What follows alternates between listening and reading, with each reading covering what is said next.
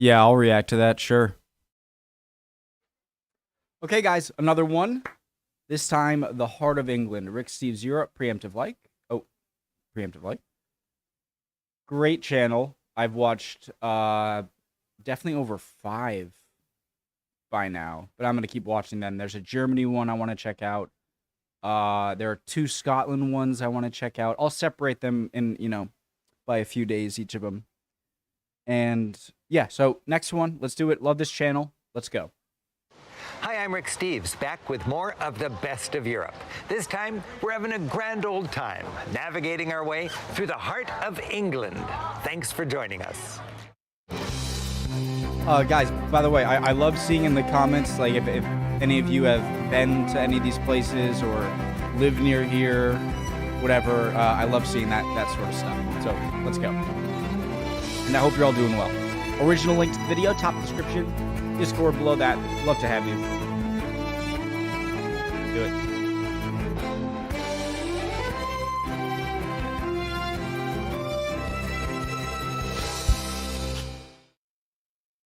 In this episode, we'll visit some of the sites that put the great in Britain. Reminders of its industrial might, its royal heritage, venerable universities, and a grand palace with a pretty impressive backyard. We'll visit the schools of kings and prime ministers, wind up a giant catapult, Tree bucket. marvel at Gothic architecture, learn some pub etiquette, and drop in on Churchill's palatial birthplace. We'll learn to drive British. Oh, God. And then we'll fire up some memories at the birthplace of the Industrial Revolution. In England, we start about 60 miles north of London in Cambridge. Then visit Oxford with nearby Blenheim Palace before venturing north to Warwick and Ironbridge Gorge. Cambridge is famous for its prestigious university, and it's the epitome of a university town, with stately colleges and distinguished alumni ranging from Isaac Newton to Prince Charles. Proud locals love to say, DNA was first modeled just over there. The electron was discovered in that very lab, and the atom was first split just up there. The university dominates and owns most of Cambridge, a historic... Guys, so like the first, like when you think of like what's the best college you can think of in the U.S., like Harvard comes to mind. There's Princeton, but Harvard comes to mind, at least for me. And is this what comes to mind when you think of like, the best school? I'm pausing. Town of about 120,000 people. It's compact and everything's within a pleasant walk. The town's built along the Sleepy Cam River, which is lined with esteemed colleges. And fronting the colleges is the main street with most of the commercial I know I bring energy. up grass every time. As you stroll, notice how peaceful the town is. Lots of bikes weaving through lots of pedestrians. Your sightseeing revolves around the school, its traditions, and quirky spirit. For example, this clock was unveiled by the late Cambridge physicist Stephen Hawking. The grotesque grasshopper that relentlessly pulls time forward periodically winks at passers-by. The message, time is passing, so live every moment to the fullest. England's greatest universities, Oxford and Cambridge, have been rivals since the 1300s. We'll visit Oxford later. Each has the same basic heritage and design. No main campus. Instead, the many colleges are scattered throughout the charming town center. By catching one of the many guided town walks, you'll get an insider's look at an urban mix of what locals call town and gown. In medieval Europe, it was the church that was in charge of higher education. And here in Cambridge, we have 31 colleges, all with the same design. You have a beautiful green court. Set around the court are buildings where the students eat, sleep, pray, and study.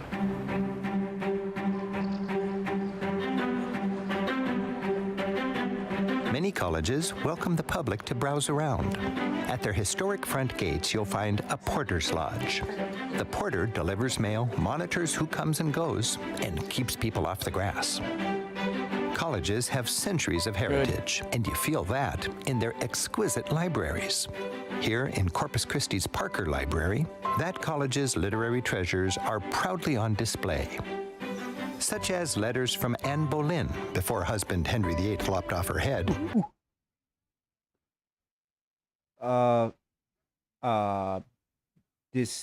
decease. Oh,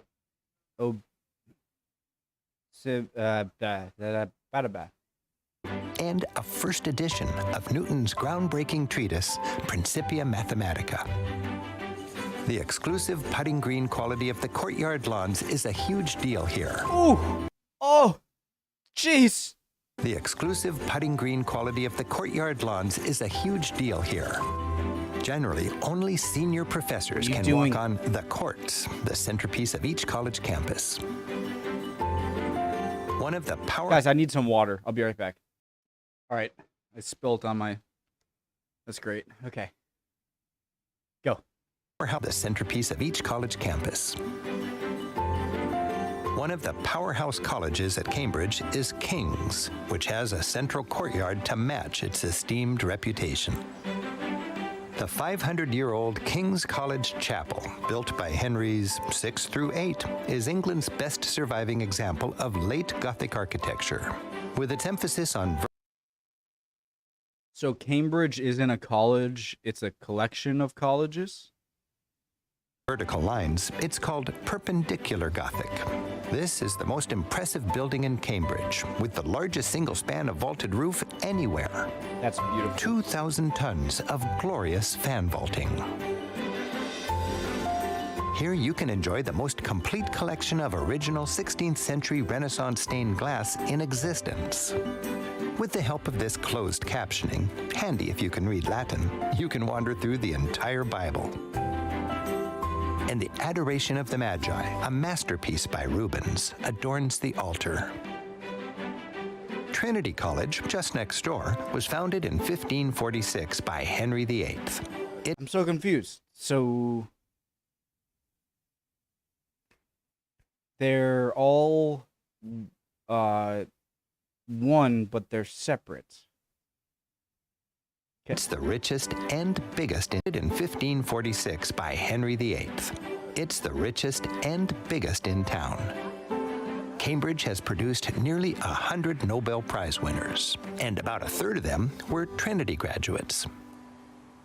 The great mathematician Sir Isaac Newton, who both studied and taught at Trinity, famously clapped his hands and timed the echo to calculate the speed of sound. 1,120 feet per second, or 761 miles per hour. I like to do that with lightning, like see a lightning strike, and then like count how many seconds it takes for the thunder to reach you. It's kind of fun. Sorry. But so just to clear up, I don't want to keep being, bringing it up and being annoying, but so Cambridge is the town, and then there are a bunch of schools in Cambridge. Anyways, sorry. At this altitude, the colleges that face the Cam River each have garden-like backyards that combine to make the riverbank feel like a lush and exclusive park. A beloved Cambridge tradition is a romantic and graceful glide past these colleges in a traditional flat-bottom punt. Skilled locals make the ride look effortless. So this is Trinity College, and this is the Wren Library. You can hire a boat to enjoy a witty narration by a student as you're pulled past fine college architecture. Yeah, these are called the backs of the river. There's 8 colleges along the river. And so this area is called the backs because quite simply it's the back of those colleges. The only way you can see the backs of these colleges is along the river. So the best way to see the backs of all the colleges is by punting. Or for a little levity and probably more exercise than you really want, why not rent one yourself? The punts are tougher to maneuver than they look.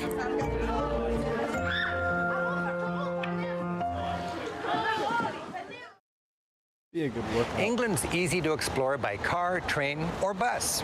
Rather than bother with the expense and the headache of a car in the big cities, we took the train from London to Cambridge, and now we're going to catch the bus to Oxford. This direct bus is easier, cheaper, and just as fast as the train. It cost about as much as a pub lunch, and we get to enjoy the view along the way. In about 3 hours, we're there. Oxford, founded in the 10th century. If anyone knows a good video about US versus UK transportation infrastructure, I feel like that'd be a fun watch. Or Interesting. is home to the oldest university in the English-speaking world. Its university was born back in the early Middle Ages, and ever since the first homework was assigned, the I university gotta shut up. Okay. home to about 3 hours, we're there. Oxford, founded in the 10th century, is home to the oldest university in the English-speaking world. Its university was born back in the early Middle Ages, and ever since the first homework was assigned, the University of Oxford's graduates have helped to shape Western civilization.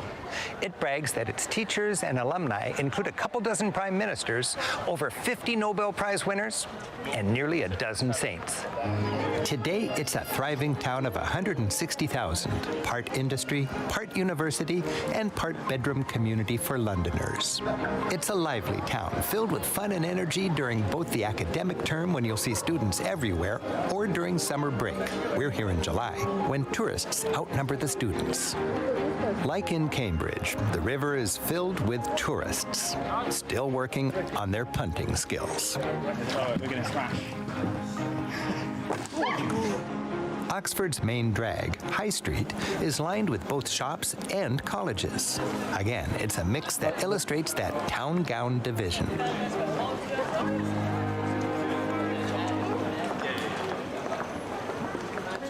There's been a tension between the privileged university population and the hardscrabble regular people of Oxford for over 800 years. In fact, it was a town gown spat back in 1209 that drove a group of professors and students out of Oxford and to the more welcoming town of Cambridge, where they helped to found that rival university. The historic heart of Oxford University is its old school quad. In the courtyard of its main library, the quad is surrounded by the university's first set of purpose-built classrooms, each marked with the original curriculum: metaphysics, astronomy, music, moral philosophy, and so on. Oxford, like Cambridge, is designed on the collegiate system. While each of the many colleges nurtures its students in its own way, the university provides the curriculum. And while students live and study and are mentored in their respective colleges, it's here in the university buildings that they go to class, are tested, and enjoy the great ceremonial events that come with being a student at Oxford. To imagine studying here in the 1400s, pop into the Divinity School to see the university's first formal classroom. Here, under this impressive fan-vaulted ceiling, the mission of higher education was particularly respected. Upstairs is Duke Humphrey's library. In those days, Am I still in frame?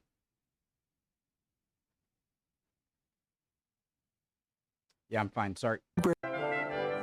Upstairs is Duke Humphrey's library.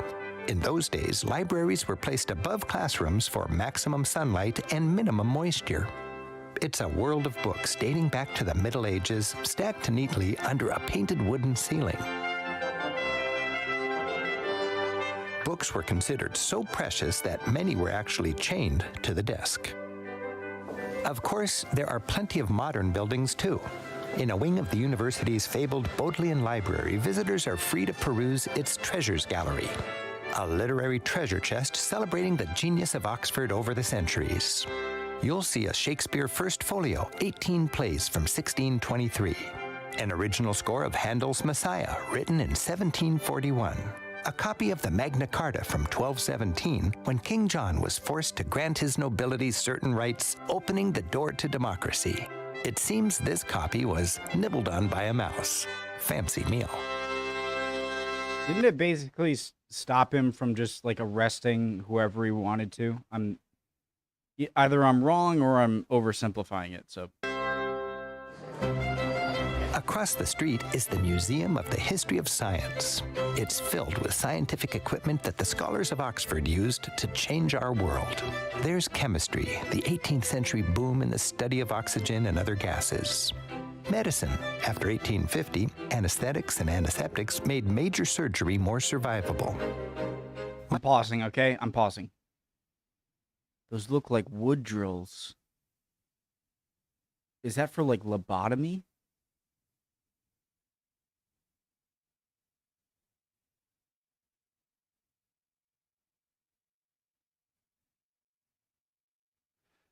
If you think about it, like if you had to get amputation of a leg or an arm, I would want the strongest doctor in the room to do it. Because I don't want like a weak doctor or like a weaker. It kind of sounded mean when I said it. Or to like, I want a big guy just be like off, and hopefully I'm like passed out drunk before that anyway. So Anesthetics and antiseptics made major surgery more survivable. Microscopes helped scholars observe until then unseen worlds. anesthetics made surgery more survivable. I find that interesting. So does that wait antiseptic or anesthetic? Microanesthetics and antiseptics made major Oh, both. medicine. After 1850, anesthetics and antiseptics Anesthetics is like painkillers, right? So could you have like died from too much pain? All right, sorry. I'm interested, and I'm trying to balance the too much pausing and me wanting to stop and look at everything I see. All right. made major surgery more survivable. Microscopes helped scholars observe until then unseen worlds. Science enjoyed the support of England's royalty. King George III had his own ornate microscope made of silver in 1770. And Einstein's chalkboard still features his hand-scrawled equations from 1931. That's him? Obviously, from the last 4 lines, the universe is expanding. Like at course. I Cambridge, you agree. can visit many I of concur. Oxford's colleges. Yes. Magdalen College, where C.S. Lewis taught, is the prettiest. Established in 1458, its Look at that cloister grass. is Guys, I get it. I've seen the comments. I say grass too much, but I like good grass, okay? Like, sue me, okay? I like good grass. That's good grass. a monastic-feeling square ringed by the dining hall, chapel, and student dorms. The grounds are meticulously kept, as if to inspire Magdalen students to excellence. Christ Church is Oxford's grandest college with the most esteemed list of alumni.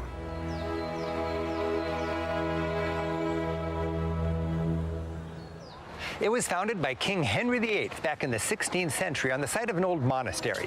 While it still has a close connection with the royal family, it's most popular these days because scenes from the Harry Potter movies were filmed here. I just downloaded the game. Harry Potter fans love the dining hall. The Grand Hall, with its splendid hammer-beam ceiling, is ringed with portraits of alumni gazing down, as if wondering, who's Harry Potter?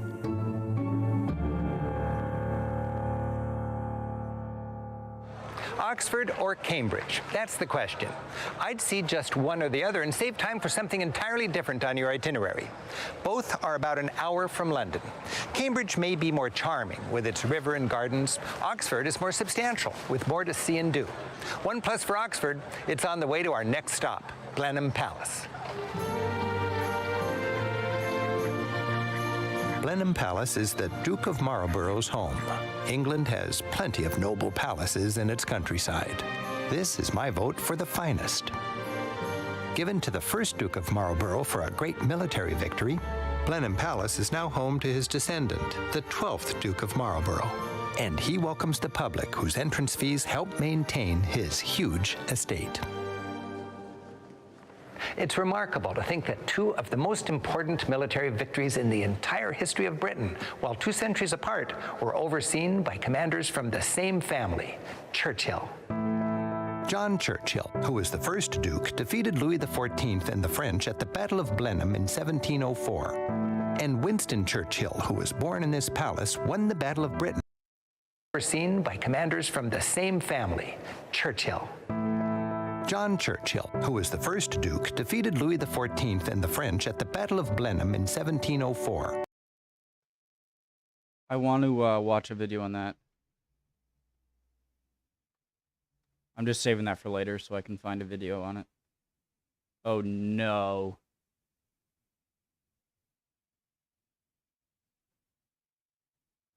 Let me move this up so it's not... Okay, so I can find it. First Duke defeated Louis XIV and the French at the Battle of Blenheim in 1704. And Winston Churchill, who was born in this palace, won the Battle of Britain and helped defeat Hitler in World War II. In the aptly named Great Hall, you'll be dwarfed by the grandeur of the palace. A long hall leads through a series of richly decorated staterooms. These sumptuous rooms are lined with portraits of past dukes. This is number 4 and his family. Photos of the present Duke's family are a reminder that the palace is still lived in. Several dukes were rocked in this ornate cradle as babies. Winston Churchill was born in this room in 1874. His golden locks first cut when he was 5 years. Churchill was born in this room in 1874. His golden. Why is it that both Churchill and FDR were both, I learned this about FDR too, were both dressed up as girls when they were young? Fascinating, right? Curious? Golden locks first. Winston Churchill was born in this room in 1874. His golden locks first cut when he was 5 years old hang above the bed. The dining room has hosted about 300 years of fancy banquets. That hair looks so healthy. The Blenheim Tapestry shows the moment the French commander surrendered to that first Marlborough, quite dashing on his white horse. In the distance, we see the latest artillery, the carnage of battle, and legions of soldiers. The remarkable Long Library was, in the 18th century, one of the finest private libraries in Europe. It's overseen by Queen Anne, who honored the first Duke by giving him this palace, which remains in his family to this day. The palace's enchanting gardens are vast and feel natural, but the sublime lake and the beautifully landscaped vistas were carefully planned. The majestic water. I think Queen Anne was quite good looking, but maybe I'm just weird. I can only tell from portraits, but I don't know. She looked good. Anyway, sorry. Terraces were designfully planned. The majestic water terraces were designed to compete with Versailles. And they do. The tea garden is an ideal place from which to ponder it all. And the column of victory, capped by the first Duke of Marlborough, oversees Wellington? everything. Who is that? My freaking brain, it needs to pay attention. Oversees everything. For a quick getaway, we're heading north on the motorway. England's excellent motorways are beautifully engineered and toll-free. In an hour, we're at one of England's most entertaining castles. I'm like, toll-free. Warwick Castle has been turned into a virtual theme park. It's a hit with families, as from dungeon to lookout, the enterprising Earl of Warwick is wringing maximum tourist dollars out of his castle. Along with all the entertainment, there's centuries of history. The man-made defensive mound is where the original Norman castle was built in 1068. Back then, a wooden stockade defined the courtyard in the way the stony walls do now. Hello! You can climb the towers and ramble the ramparts. Today's castle is a 15th century fortified shell surrounding a 19th century noble residence. Inside, the cavernous Great Hall is decorated with 16th century weaponry and dazzling armor. Imagine 500 years ago, the pageantry of a jousting tournament. The elegant staterooms are brought to life by wax figures. Oh my God, I thought those were real. We've dropped in on a royal weekend gala, and we're gonna party like it's 1898. The Countess of Warwick, considered the most beautiful woman in Victorian England, greets her guests. The latest hits are played live. There's no other way. And big-name aristocrats have dropped in, including a young Winston Churchill. The castle works to bring the Middle Ages back to life. Out at the moat, an archer shows off his mastery of the all-important longbow. And down by the river, families gather for a demonstration of a catapult-like weapon called a trebuchet, built from 13th century drawings. The crew powers the treadmill, which raises the 6-ton counterweight. When triggered, this hurls a boulder 200 yards.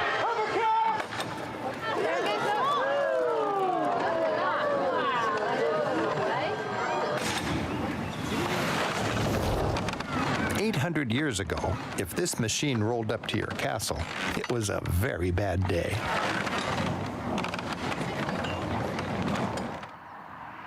Driving farther north, we head for our last stop. Leaving the motorway, we do-si-do our way through a series of roundabouts. Britain's roundabouts are fun once you understand them. Try to merge without stopping, but always yield to drivers already in the circle. I think this is one of the things that Europe and the UK that America needs to adopt is the roundabout. I just think they're so superior to intersections in every way. They seem safer, more convenient, less... Anyways. Relax. If necessary, give yourself a free exploratory loop to be sure you've got the right exit. Driving along the sleepy Severn River Valley, we come to Ironbridge Gorge, named after its iconic bridge, the first iron bridge ever built. With the original factories of the industrial age once lining the valley, this is considered the birthplace of the Industrial Revolution. In its glory days, the Severn River Valley gave the world its first iron wheels, steam-powered locomotive, and cast-iron bridge. The museums here take you back to those heady days when Britain was racing into the modern age and taking the rest of the West with her. This bridge was built in 1779, while England was at war with her American colonies, to show off a wonderful new building material. Lacking experience with iron, they erred on the side of sturdiness. Just up the valley, amid the ruins of a mighty industrial plant, is a memorial built around an invention that made iron in a revolutionary new way.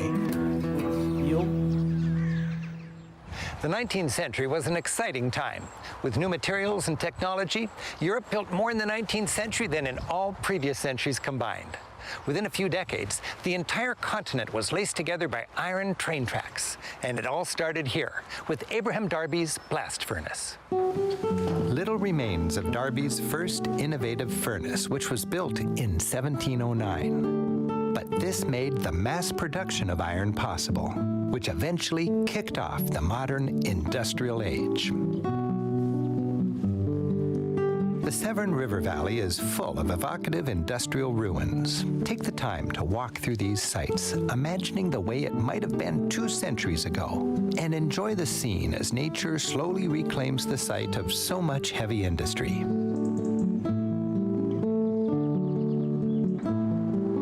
The town of Ironbridge, just a few red brick blocks gathered around its bridge, was once a powerhouse, no longer engulfed in a smoke-belching bustle.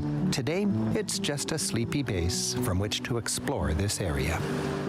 Our B&B fills an old mansion, and with advice from our hosts, we know just where to enjoy a good pub evening. Okay, we'll see you. The Colebrookdale Inn is a classic neighborhood pub. Pub is short for public house, and it's often where the community gathers. It's a place where you can feel... I never knew that. I just assumed it was just that's what it was called. Is short for public house, and it's often where the community gathers. It's a place where you can feel entirely comfortable going in alone and striking up conversations. So this is your local here? Oh, yeah, absolutely. Yeah. How long have you been coming here? Since the early 90s. Hey, so Andy, if you come into the bar and you sit at the table, you'll never get served. No, you'll never get served all night. No. You have to go to the bar and tell them exactly what you want. Beers with a long handle and beers with a little short tab. What's the difference? These are traditional real ales, and the ones with the short handles over there are the commercial stuff, like as in lagers and ciders. So with the long handle, they're physically pulling it up from a keg in the bottom. It's a mechanical pump, yeah. And if you ask for a beer, you're normally going to get a pint, right? Yes. Can you ask for a half pint? Yes, you ask for a half pint if you want. What would you think if I asked for a half pint? I think you was a lightweight. I think you'd be right.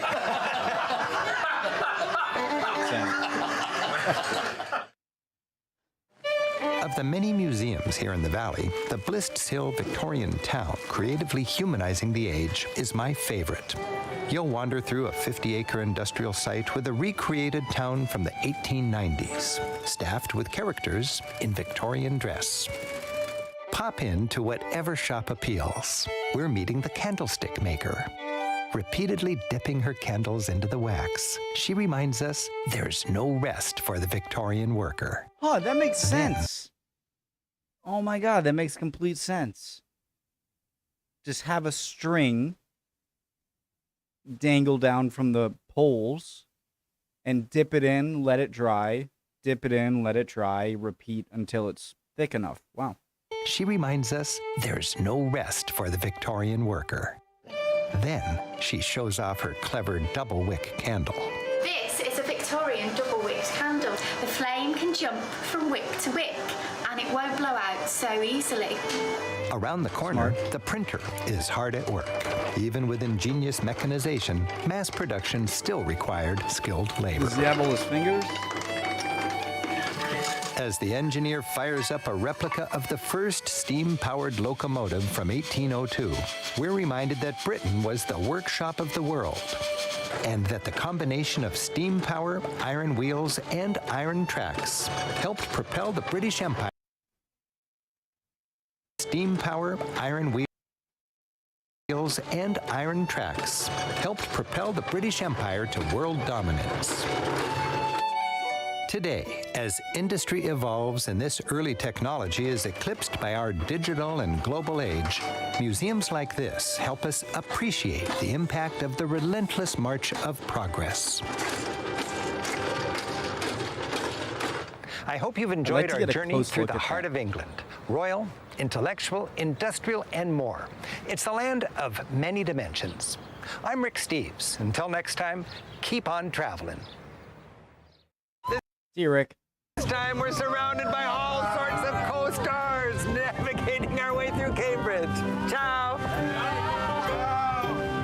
I love this channel. All right.